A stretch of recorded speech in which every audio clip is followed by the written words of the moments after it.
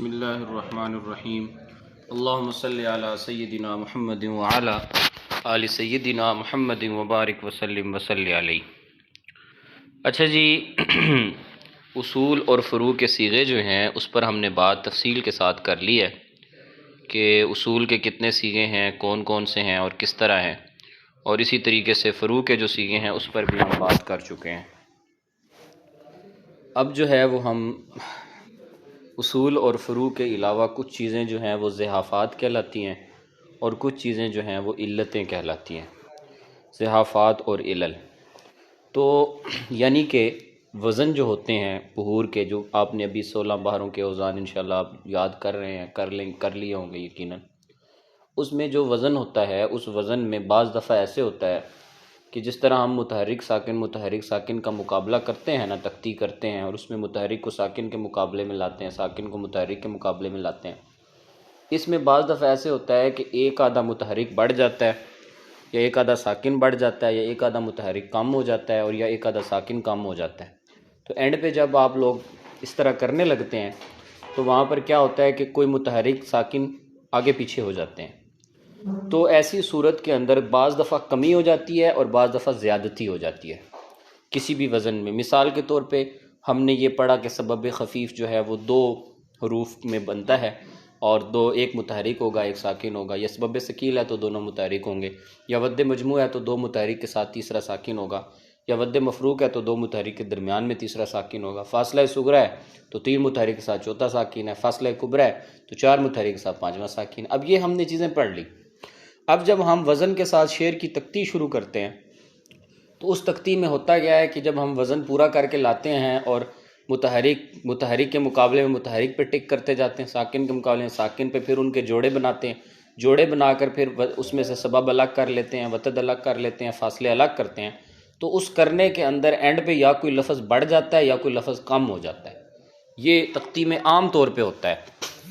اب یہ جو حروف کا جو بڑھنا اور زیادہ ہونا جو ہے نا، اس کو ہم جو ہے وہ کہتے ہیں کہ یہ جو زیادتی ہے اور یہ جو کمی ہے، اس کمی اور زیادتی کو ضعافات اور علل کا نام دیا جاتا ہے کہ یا یہ ضعافات ہوتی ہیں یا یہ علل ہوتی ہیں، یا یہ ضعافات ہوتی ہیں اور یا پھر یہ علل کہلاتی ہیں۔ تو الضعاف بکسر الزا، ضعاف زا کے کسرہ کے ساتھ اس کو ضعاف نہیں پڑھنا، ضعاف پڑھنا ہے۔ ہوا لغت الاسراء، لغت میں یہ الاسراء یعنی تیزی، جلدی۔ وسمی بذالک لانہ اذا دخل الکلمہ اسرع نطق بها، کیونکہ جب کوئی بھی ایسا کلمہ داخل ہو جاتا ہے تو وہ زبان پر تیزی سے آتا ہے، تیزی سے نکلتا ہے، اور اس کی وجہ کیا ہے؟ نقص حروف اور نقص حرکات۔ کوئی لفظ یا کوئی حرکت، حرف کم ہوتا ہے یا کوئی حرکت مس ہو جاتی ہے، یعنی کوئی متحرک ساکن کم ہو جاتا ہے یا کوئی پورا حرف ہی کم ہو جاتا ہے، یہ اس کی سبب ہے۔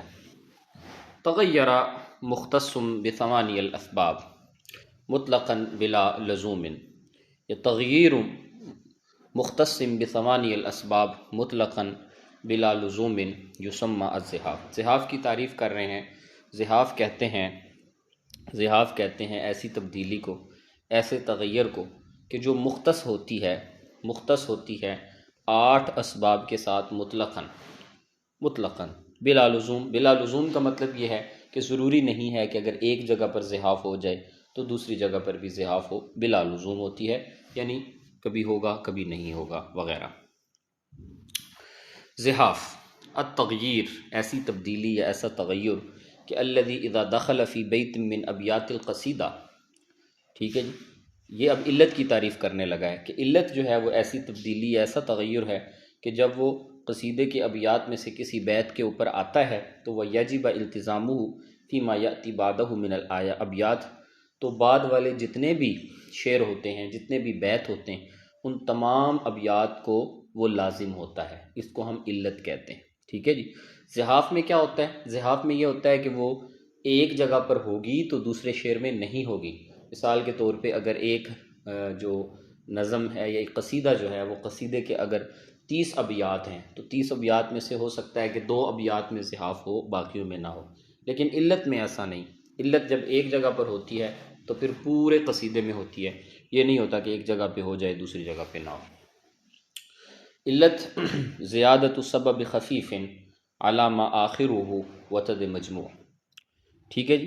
کہتے ہیں کہ وتد مجموع کے آخر میں سبب خفیف کی زیادتی، وتد مجموع کے آخر میں سبب خفیف کی زیادتی کو علل کہتے ہیں.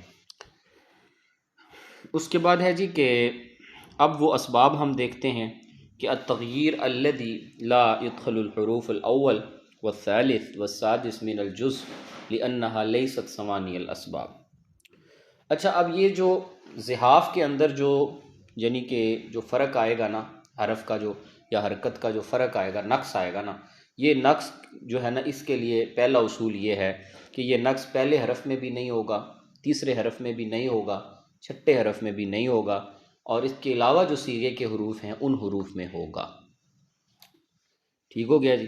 اب اس کے بعد ہے کہ التغییر الذی يدخل الحرف الثانی، دوسرے میں ہو سکتی ہے، چوتھے میں ہو سکتی ہے، پانچویں میں ہو سکتی ہے، ساتویں میں ہو سکتی ہے. ٹھیک ہے جی. اب آتے ہیں زحاف کی تقسیم پر. تو زحاف دو طرح کا ہوتا ہے بنیادی طور پر. ایک کو زحاف مفرد کہتے ہیں اور دوسرے کو زحاف مزدوج کہتے ہیں. مزدوج مطلب یعنی مرکب بھی کہہ سکتے ہیں، ازدواج سے ہے. مزدوج یعنی جو کہ جو ہے نا مدور یعنی دائرہ. تو زحاف مفرد جو ہے وہ 8 طرح کا ہوتا ہے، اس میں 8 اسباب ہیں، اور جو زحاف مزدوج ہے وہ 4 طرح کا ہوتا ہے. اب وہ زحاف کی جو اقسام ہیں وہ کون کون سی ہیں؟ خبن ہے، اضمار ہے، وقص ہے، طی ہے، اور اسی طرح قبض ہے، عصب ہے، عقل ہے، کف ہے. ٹھیک ہے جی. اور اب آتے ہیں تغییر مختص بثوانی الاسباب مطلقا بلا لزوم تو یسمى زحاف ولہ انواع زحاف المفرد اور زحاف مزدوج. اب ہم چلتے ہیں ان 8 قسموں کی طرف کہ یہ جو زحاف مفرد کی 8 قسمیں ہیں، خبن ہے، اسی طریقے سے جو ہے وہ اضمار ہے، وقص ہے، طی ہے، پھر اسی طرح قبض ہے، عصب ہے، عقل ہے اور کف ہے. تو ان میں سے ہر ایک کی تعریف دیکھنے کی کوشش کریں گے کہ یہ کس طرح ہے. جی. تو سب سے پہلے نمبر 1 پہلی قسم وہ ہے جی خبن. خبن کہتے ہیں کہ حذف ثانی الجزء ساکنا کحذف سین، کہ جو دوسرا حرف ہے، دوسرے حرف کی جو زیادتی، دوسرے حرف کا جو نقص ہے، کمی ہے، وہ خبن کہلائے گی. چنانچہ آپ یعنی جو دوسرا جز ہے، جز ساکن، اس کو آپ کیا کر دیتے ہیں؟ حذف کر دیتے ہیں. جیسے کہ مستفعلن. اب مستفعلن جو ہے، اب مستفعلن میں دو سبب خفیف ہیں اور اس کے بعد وتد مجموع ہے. تو ہم نے کیا کیا کہ ہم نے مستفعلن میں جو دوسرا حرف تھا یعنی سین، اب اس سین ساکن تھا، اس کو ہم نے حذف کر دیا، تو وہ ہو گیا مستفعلن سے ہو گیا متفعلن. متفعلن. اب یہ جو متفعلن ہے تو بعض مرتبہ صیغے میں ہمیں ایسا ملے گا، ابیات شعریہ میں ایسا ہوگا کہ کسی بیت کا یہ والا وزن کم ہو جائے گا. ٹھیک ہے، تو متفعلن ہو جائے گا، تو سین حذف ہو گئی. ٹھیک ہے، دوسرا حرف جو ثانی حرف ہے وہ حذف ہو گیا، تو اس کو خبن کہتے ہیں. ٹھیک ہے، دوسرے حرف ساکن کے حذف کرنے کو خبن کہتے ہیں، اور اسی طرح دوسرے حرف متحرک کے ساکن کرنے کو اضمار کہتے ہیں. اسکانو جا ثانی الجزء متحرکن قطع متفاعل. تو دوسرا جو متحرک حرف ہے اس کو ساکن کر دیتے ہیں تو اس کو کہتے ہیں اضمار. دوسرے ساکن کو جب حذف کرتے ہیں تو اسے کہتے ہیں خبن، اور دوسرے متحرک کو جب ساکن کرتے ہیں تو اسے کہتے ہیں اضمار. ٹھیک ہو گیا جی. تو چنانچہ متفاعل سے متفاعل ہو جائے گا، اور یہ بوز کثرت سے استعمال ہوا، جیسے ہے کبھی اے حقی متفاعل، قط منتظر متفاعل، نظر لبا متفاعل، سے مجاز میں متفاعل، کہ ہزاروں سج متفاعل، دے تڑپ رہے متفاعل، ہے تیری جبی متفاعل، نیاز میں متفاعل. اب یہ اگر اس کو نیاز میں اور نیاز میں کر کے پڑھیں تو یہ متفاعل ہو جائے گا. اور اکثر اس بحر میں ایسا ہوتا ہے کہ جو آخری وزن ہوتا ہے وہ متفاعل نہیں رہتا بلکہ وہ متفاعل ہو جاتا ہے، اور اس کو اضمار کہتے ہیں.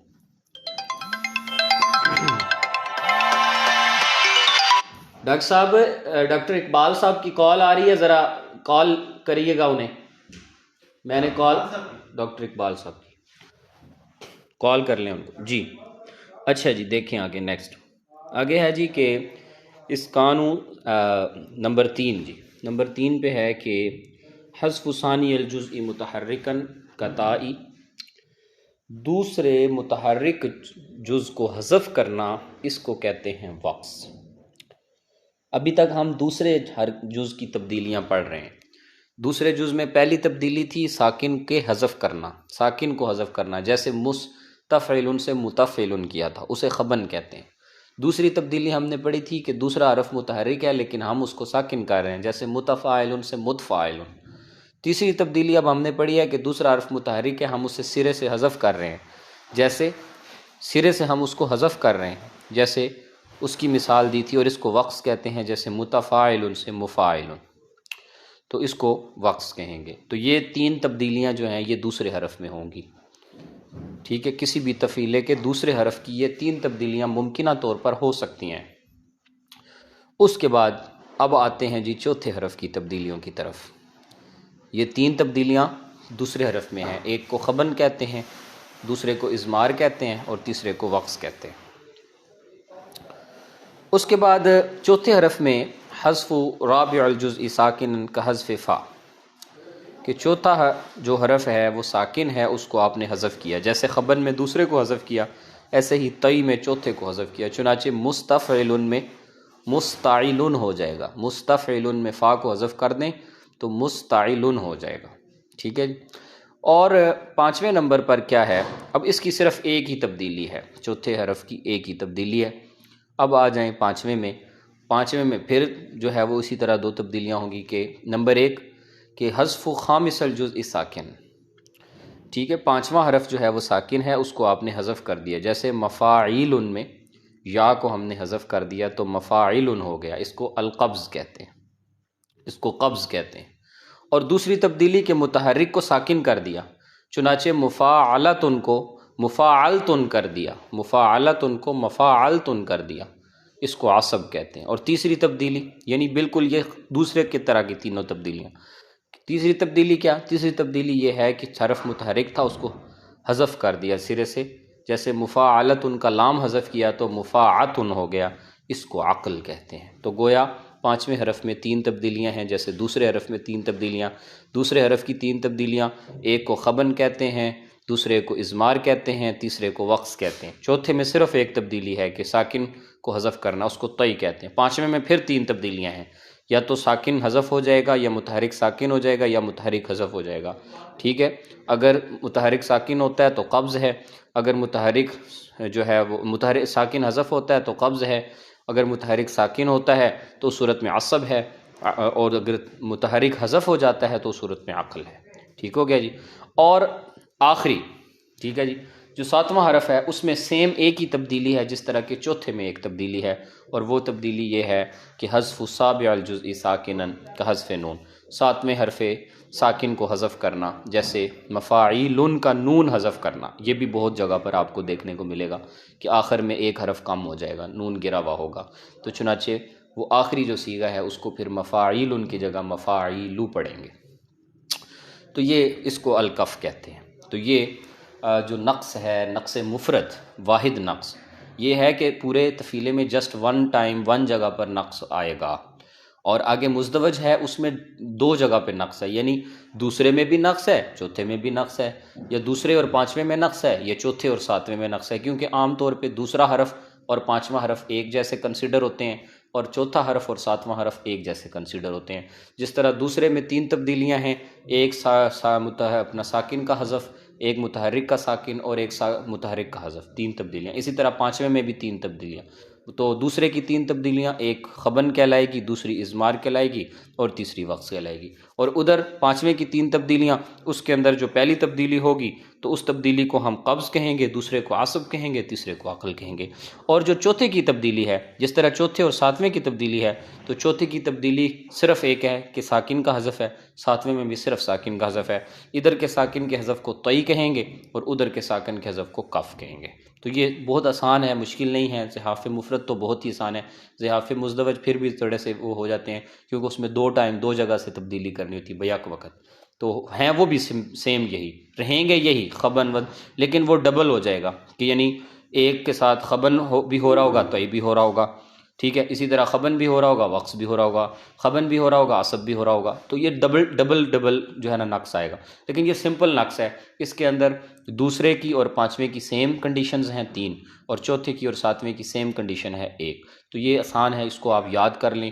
یہ 8 جو ہے قسمیں آپ کو یاد ہونی چاہیے، خبن، اضمار، وقص، طی، پھر اسی طرح قبض، عصب، عقل اور کف۔ تو یہ آپ کو 8 کی 8 اس میں یاد ہونی چاہیے، اس کو آپ انشاءاللہ یاد کر لیں، اور اس کے بعد انشاءاللہ پھر کل ہم جو ہے وہ زحاف مزدوج کے بارے میں پڑھیں گے۔